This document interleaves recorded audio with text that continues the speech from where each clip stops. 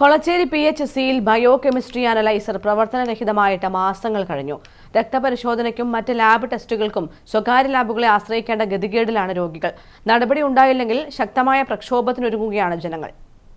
ചേലേരി കാറാട്ട് സ്ഥിതി ചെയ്യുന്ന കൊളച്ചേരി ഗ്രാമപഞ്ചായത്ത് PHCയിലെ ബയോകെമിസ്ട്രി അനലൈസർ പ്രവർത്തനരഹിതമായിട്ട് മാസങ്ങളായി.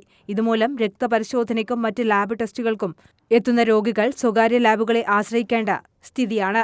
ബ്ലഡ് ഷുഗർ പോലും പരിശോധിക്കുന്നത് നിലച്ചിട്ട് മാസങ്ങളായി. പുതിയ ബയോകെമിസ്ട്രി അനലൈസർ വാങ്ങുന്നതിനും മറ്റുമുള്ള ഫണ്ട് ഹോസ്പിറ്റൽ മാനേജ്മെന്റ് കമ്മിറ്റിയുടെ കൈവശമുള്ളപ്പോഴാണ് അധികൃതരുടെ ഈ നടപടി.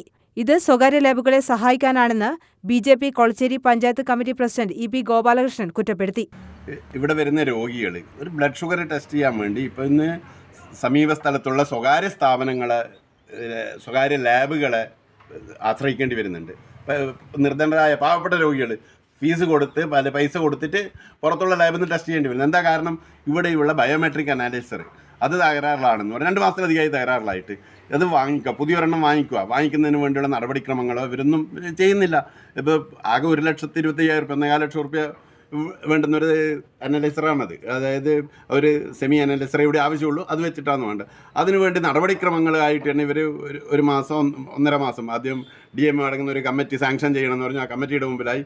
അത് കഴിഞ്ഞ് തിരിച്ചു വന്നപ്പം പറയുന്നതിന് സംസ്ഥാന സർക്കാർ 2 കോടി രൂപ കമ്പനിക്ക്, ഉത്തരേന്ത്യയിൽ നിന്ന് വരേണ്ട സാധനമാണിത്, ആ കമ്പനി കൊടുക്കാനുണ്ട്.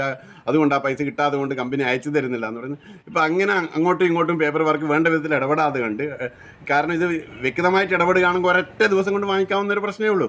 അതില്ലാതെ കൊണ്ട് അതുകൊണ്ട് പ്രശ്നം എന്താ? ഇവിടെ സ്വകാര്യ ലാബുകൾക്ക് വേണ്ടിയിട്ട് അവരെടുത്ത് പോയിട്ട് പാവപ്പെട്ട രോഗികൾ അവിടെ പോയിട്ട് പൈസ കൊടുത്തിട്ട് ടെസ്റ്റ് ചെയ്യേണ്ടി വരുന്നു. ഒരു ഷുഗർ ടെസ്റ്റ് ചെയ്യാൻ പോലും പറ്റുന്നില്ല എന്ന് പറയുമ്പം ആലോചിച്ച് നോക്കേണ്ട ഇന്നത്തെ അവസ്ഥ എന്താണ്.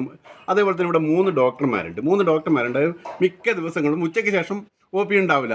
എന്താ കാരണം? ഈ ഡോക്ടർമാർ 3 പേരുണ്ടെങ്കിൽ 3 പേരും രാവിലെ ഇരിക്കും. ചിലപ്പോൾ അല്ലെങ്കിൽ ഒരാൾ ലീവിലാണെങ്കിൽ മറ്റുള്ളവർ 2 പേര് രാവിലെ ഇരിക്കും. ഒരു ഡോക്ടറിൽ ഇവിടെ വേറെ എന്തെങ്കിലും ഡ്യൂട്ടിക്ക് പോകുന്നുണ്ടെങ്കിൽ 2 പേര് രാവിലെ, ഉച്ചയ്ക്ക് ശേഷം ഇരിക്കാൻ ആളില്ല.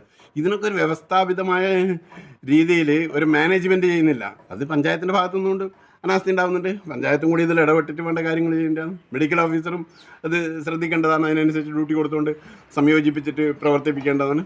ഈ അനലൈസറിന് ഇനിയും ചിലപ്പോൾ എത്ര മാസം വേണ്ടി വരും എന്നറിയില്ല ഇത് കൊണ്ടുവരാൻ വേണ്ടി. ഇത് ശരിക്കും പറഞ്ഞാൽ ഒരൊറ്റ ദിവസം കൊണ്ട് വാങ്ങിക്കാവുന്നതേ ഉള്ളൂ. ഒറ്റ ദിവസം കൊണ്ട് പർച്ചേസ് ചെയ്ത് വെക്കേണ്ട സാധനമായിരുന്നു.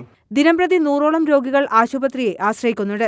3 ഡോക്ടർമാരുള്ള ഈ PHCയിൽ മിക്ക ദിവസവും ഉച്ചകഴിഞ്ഞ് OPയിൽ ഡോക്ടർമാർ ഇല്ലാത്ത സ്ഥിതിയാണ്. സ്വന്തം സൗകര്യമനുസരിച്ച് ഡോക്ടർമാർ സമയക്രമം തിരഞ്ഞെടുക്കുന്നതുകൊണ്ടാണ് ഇത്തരം ദുരവസ്ഥ ഉണ്ടാകുന്നതെന്നും രോഗികൾ പരാതിപ്പെടുന്നുണ്ട്. പ്രശ്നങ്ങൾക്ക് പരിഹാരമുണ്ടായില്ലെങ്കിൽ സമരം ശക്തമാക്കാൻ ഒരുങ്ങുകയാണ് നാട്ടുകാർ. News bureau, Irikkur.